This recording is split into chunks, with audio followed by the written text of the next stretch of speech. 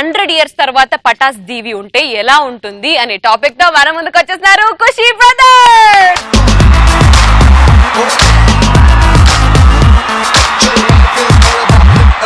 ఒక 100 సంవత్సరాల తర్వాత ఇంగ్లాండ్ లో చదువుకున్న మన రవణ మనవడు ఇండియాలో ఉన్న ఒక దీవిని కనిపెట్టడానికి వస్తే ఎలా ఉంటది?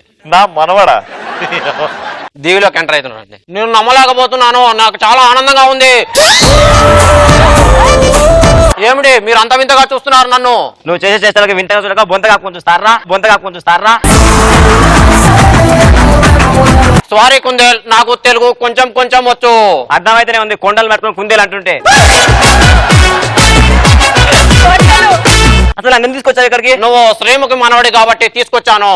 ఏంటి ఒకప్పుడు మిస్ ఇండియా శ్రీముఖి మా నాన్నమ్మ? లేదు, నువ్వే శ్రీముఖి మనవడివి. అవునా? మరి ఇప్పుడు ఇక్కడికి ఎందుకు వచ్చాం అసలు మనం? ఒకప్పుడు షూటింగ్ జరుగుతున్న సందర్భంలో యాక్సిడెంట్ జరిగి పడాస్ లో అందరు ఇరుక్కుపోయారు. మన వాళ్ళని మనం ఒకసారి కనిపెట్టొద్దామని ఇలా తీసుకొచ్చాను. ఊరు నీ అబ్బా, అవతల నా పిల్లలతో కలిసి నేనేదో కనిపెడతామంటే ఇక్కడ తీసుకొచ్చిన అతను ఎవరెవరో కనిపెట్టిస్తున్నా కదరా. బాధపడ కుందేల్, నువ్వు నాకు ఇది కనిపెట్టడానికి సాయం చేసినప్పుడు అక్కడ నువ్వు కనిపెట్టే కాడ నేను సాయం చేయలేనా? చూడండి ప్రమాదం. ఒక్క నిమిషం పరీక్షించి చూడు. ఏమన్నా చలేస్తుందా? నాకు భయం వేస్తుంది. నీకు డైలాగు లేవు, మీరు రాసుకోలేదు, మాట్లాడదు. ఒక్క నిమిషం నేను పరీక్షించదా? ఓ దేవుడా, నేను ఇంతటి భారీ ఆకృతిని ఎప్పుడూ చూడలేదు. ఈవిడ ఎవరో కాదు, మీ నాన్నమ్మ శ్రీముఖి. మా నాన్నమ్మ శ్రీముఖ?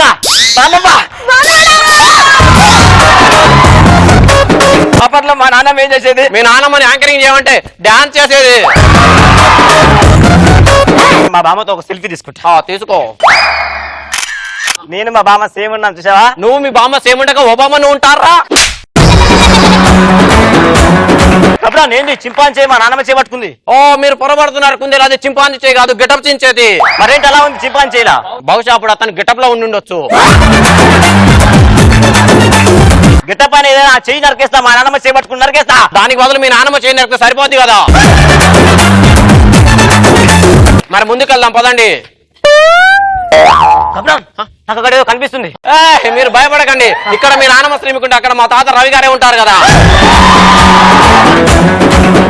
నాకేదో డౌట్ వస్తుంది. ఏమొస్తుంది? నీకు మీ తాతకు పోలిక లేదేంటి? మీ తాతకి మీసం ఉంది, నీకు మీసమే లేదు. అంటే నాకు రావాల్సింది కూడా మా తాతకే వచ్చింది. నాకే కాదు, మా వంశంలో అందరికి రావాల్సింది మొత్తం మా తాతకే వచ్చింది.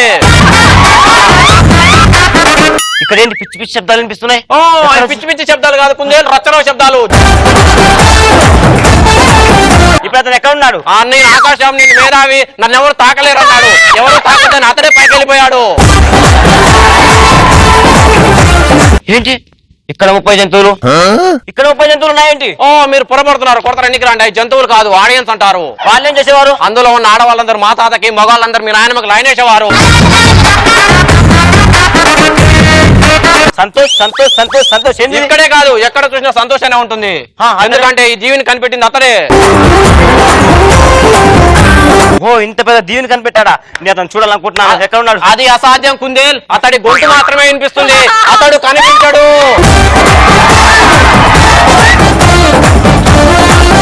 ఓ షేట్, నేను అతను కలవలేకపోతున్నానే.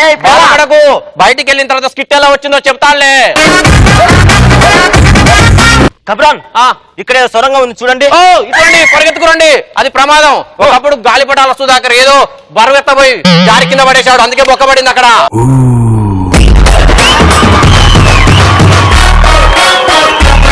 సైడ్ వెళ్దాం పదండి. అర్థమంతా కనిపిస్తా. భయపడకండి కుందేలు, అది అస్థిపంజరం కాదు, హరి అని ఒక యువకుడిది. హరియా? ఆయన ఎవరు? ఆయన ఏం చేసేవారు? అస్థిపంజరంలో కనిపిస్తున్నారు. మరి అదే అంటే అప్పట్లో అతను బట్టలు వేసుకునేవాడు. 100 సంవత్సరాలు అయింది కదా, బట్టలు చినిగిపోయాయి, బొక్కలు మాత్రమే ఉన్నాయి. ఇక్కడ ఒక పేపర్ ఉంది, ఆగండి. పేపర్. రైటర్ సాయి, సాయి, ప్రసన్న, ప్రసన్న, శ్రీను, శ్రీను, రవి, రవి, నఫీస్, నఫీస్. వీళ్ళ మీద పంచలేసిన మనకి నెక్స్ట్ స్కిట్ ఉండదు.